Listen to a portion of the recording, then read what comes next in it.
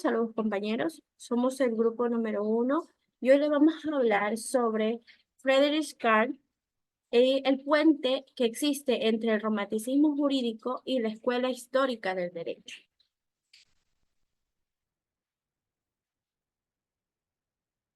Para empezar a hablar sobre este tema, vamos a empezar principalmente por su origen y la evolución que tuvo este.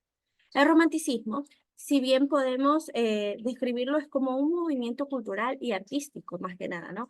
Inició a fines del siglo XIX y llegó a su máxima expresión entre 1820 y 1850. Aproximadamente, las primeras manifestaciones del romanticismo son consideradas prerrománticas y se pueden ubicar a mediados de este tiempo. Coincidentes del neoclasismo, este pensamiento romántico surgió en oposición al racionalismo y en partes de Europa, durante toda la llamada Edad Moderna, pues tuvo bastante influencia, tanto de la parte como ya lo hemos visto en clases anteriores, como es la Ilustración. Esto buscó reflejar de manera un poco subjetiva el pensamiento. El romanticismo como tal, en la evolución que tuvo, influyó de manera radical a la literatura, la música, la pintura, la arquitectura e incluso al derecho, que es la materia en la que nosotros estamos estudiando actualmente. En la actualidad, el romanticismo sigue siendo una fuente de inspiración para muchos juristas, ya que los que pueden argumentarlo como un aparato jurídico de un ámbito tanto como un poco más personal, transformándolo en lo que viene siendo a la historia real, no haciendo en un ojalá, en un futuro, sino enfocándolo en lo que está pasando ahí y en el momento. Gracias.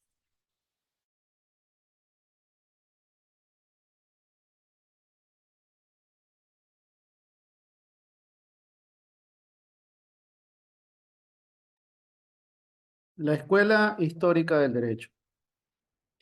Friedrich Karl Bonn fue uno de los principales representantes de la Escuela Histórica del Derecho, la cual tuvo un impacto significativo en el desarrollo del derecho y la jurisprudencia.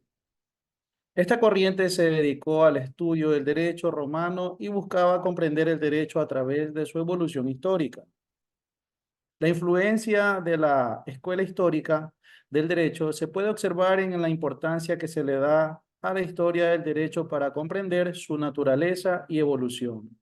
Además, esta corriente ha influido en la forma en que se analizan y aplican las normativas legales en la actualidad, aportando una perspectiva histórica al estudio del derecho. La comprensión de las bases históricas del derecho es fundamental para entender su aplicación en la jurisprudencia actual, ya que permite contextualizar las normativas legales y comprender su evolución a lo largo del tiempo. Gracias.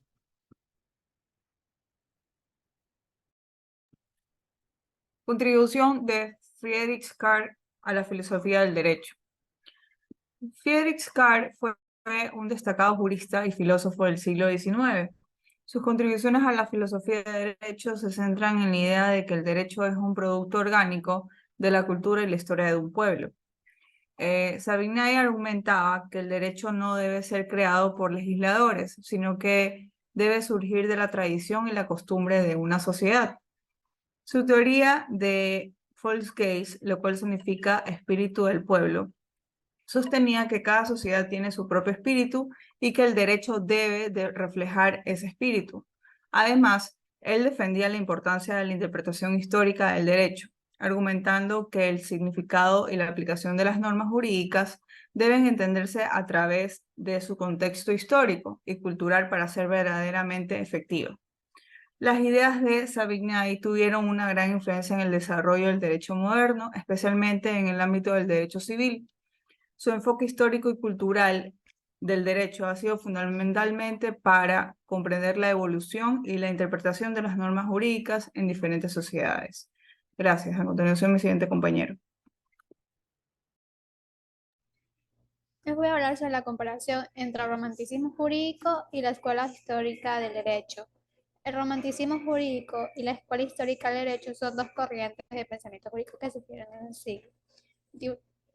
A continuación, se destacaron algunas similitudes y diferencias entre ambas corrientes. Tanto el romanticismo jurídico como la escuela histórica del derecho se enfocaron en el estudio del derecho desde una perspectiva histórica y cultural.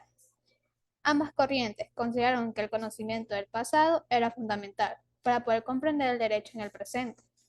Sin embargo, el romanticismo jurídico se centró más en el espíritu del pueblo y la costumbre como fuentes del derecho, mientras que la escuela histórica del derecho se enfocó en el estudio de las fuentes históricas de este mismo, como las leyes antiguas y las costumbres. Gracias.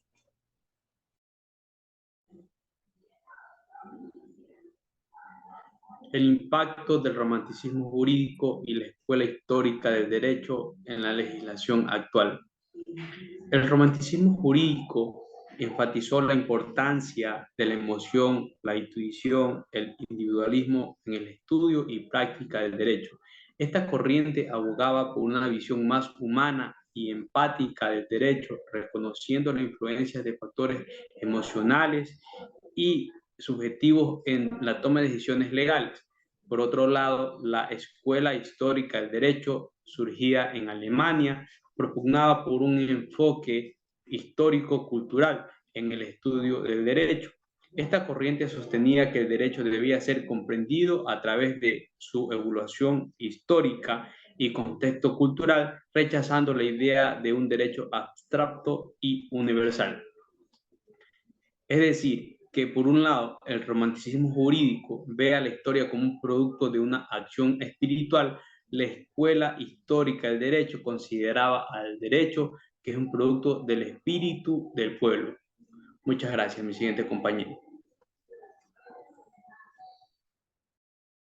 Buenas noches. A continuación voy a hablar sobre los casos prácticos de la aplicación del romanticismo jurídico y la escuela histórica del derecho. Como estudiantes analizamos la reforma agraria desde el romanticismo jurídico, considerando como una de las emociones y el valor cultural influyente en las leyes. Resulta conveniente hacer la siguiente aclaración. Si bien el fundador de la Escuela Histórica del Derecho es Savigny, el derecho ulterior de la escuela estuvo a cargo de Ittering, quien en una primera etapa intelectual se dedicó a viva voz a continuar con el estudio para el desarrollo cabalmente de las ideas de la escuela, de los dos jurisconsultos. En este caso, Ittering únicamente se toma en cuenta las ideas de la obra intitulada Del nacimiento del sentimiento jurídico, que se remonta a la etapa intelectual de Ittering. Se proclamó como el fundador de la nueva escuela histórica del derecho, ya que revivió los postulados a la par de actualizarlos. De ahí la importancia de abordarlos en las sucesivas etapas de su vida. Ittering abandonaría el pensamiento de la escuela histórica para fundar la escuela de la sociología del derecho, que se caracteriza por tener un sustrato más sociológico y psicológico de esa época. Por ejemplo, la lucha del derecho, cuyas páginas aún están impregnadas en el espíritu de la escuela histórica. Muy amable, eso sería todo del grupo 1.